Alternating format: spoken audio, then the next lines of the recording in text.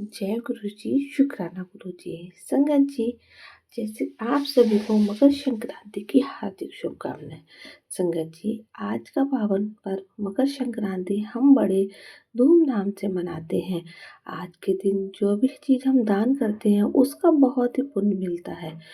अगर आप किसी भी चीज़ का दान करते हैं तो हमारे बच्चों को, हमारे परिवार को बहुत ही अच्छा फल मिलता है। तो संगत जी, आज कुछ ना करके दीपदान ज़रूर करना चाहिए, क्योंकि आज के दिन दीपदान का बहुत ज़्यादा महत्व होता है। अगर नहीं हो सके तो कुछ भी दान कर सकते हैं। सकर मकर संक्रांति पर हम आज बहुत ही मकर संक्रांति की सुंदर कहानी आपके साथ शेयर करते हैं। मकर संक्रांति पर सुनी जाने वाली धर्मराज की कहानी। मकर संक्रांति के पर्व के दिन कई लोग उपवास रखते हैं और विधि विधान से सूर्य देव की उपासना करते हैं। इस दिन धर्मराज की ये कहानी जरूर सुननी चाहिए। इस एक समय की बात है जब पृथ्वी लोक पर बब्रू वाहन नाम का एक राजा रहा करता था। उसके राज्य में किसी चीज की कोई कमी नहीं थी।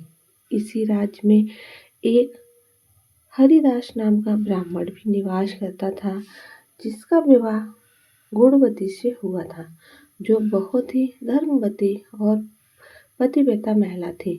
गुणवती ने अपना पूरा जीवन सभी देवी देवताओं की उपासना करने में लगा दिया और वह सभी प्रकार के व्रत भी करती और दान धर्म भी किया करती।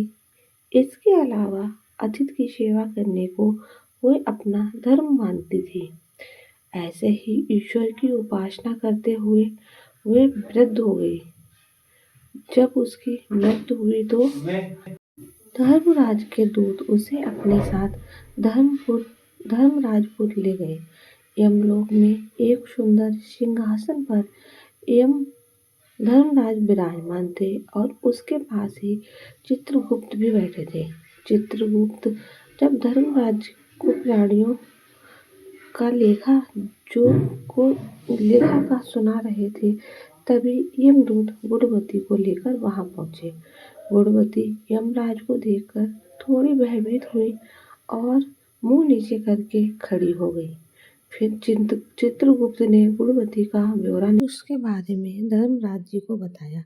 धर्मराज ने गुणवती का पूरा ब्यौरा देखा और वह प्रसन्न हुए, लेकिन फिर भी उनके मुख पर थोड़ी सी उदासी छाई हुई थी। ये देखकर गुणवती ने पूछा, हे प्रभु, मैंने तो अपने जीवन काल में सारे सत्कर्म किए हैं, फिर भी आपके मुख पर उदासी क्यों छाई है? इसका क्या कारण है? और प्रभु, मुझसे क्या भूल हुई है?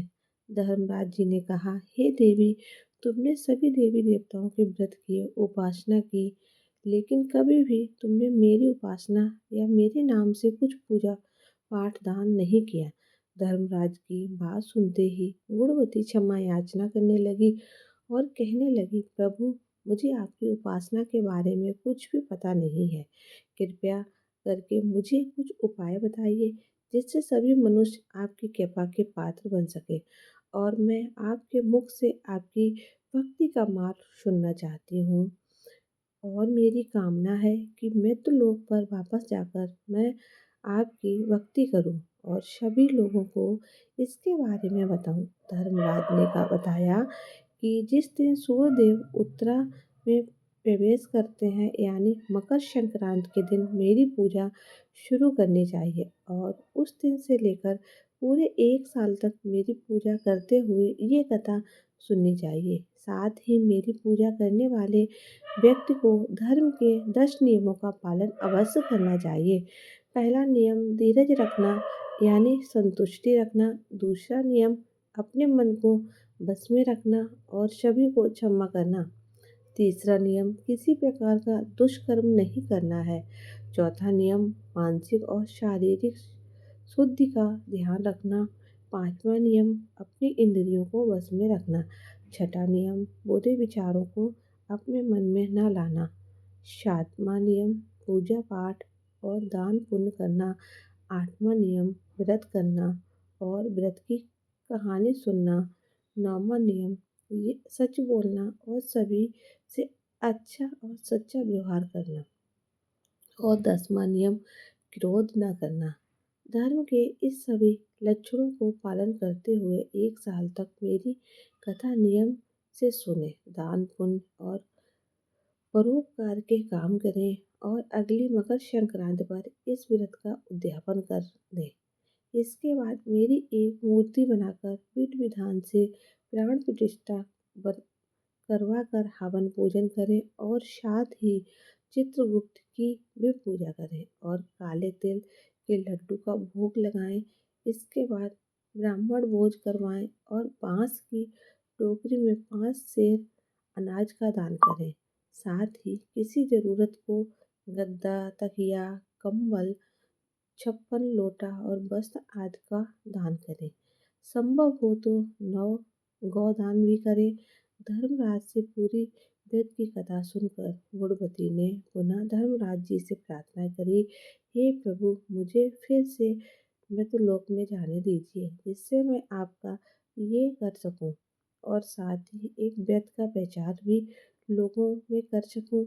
इस पर धर्मराज जी ने गुणवती को धरती लोक पर फिर से जाने दिया। धरती पर वापस आकर गुणवती ने धर्मराज की द्वारा बताए गए व्रत के बारे में अपने पति देव को बताया। मकर संक्रांत आते ही गुणवती और उसके पति ने ये व्रत शुरू कर दिया। इस व्रत के प्रभाव से उन पर धर्मराज की कृपा हुई और उन्हें मोक्ष की प्राप्ति हुई। तो ये थी मकर संक्रांति पर सुनी जाने वाली धर्मराज जी की कहानी। तब से हमारे देश में मकर संक्रांति का पर्व मनाया जाने लगा। तो संगत जी, ये थी धर्मराज युधिष्ठिर की कहानी। अगर आप भी और कहानी या सत्संग सुनना चाहते हो तो मेरे चैनल को सब्सक्राइब करना बिल्कुल ना भूलें। इस चैनल पर गुरु जी के सत्संग सुनाए जाते हैं। तो आपसे बस यही रिक्वेस्ट है, आप चैनल को सब्सक्राइब कीजिएगा, वीडियो को लाइक कीजिएगा, संगत जी के साथ शेयर कीजिएगा। मिलते हैं आपसे अगली कथा पे। तब तक के लिए जय गुरु जी, शुक्राना गुरु जी।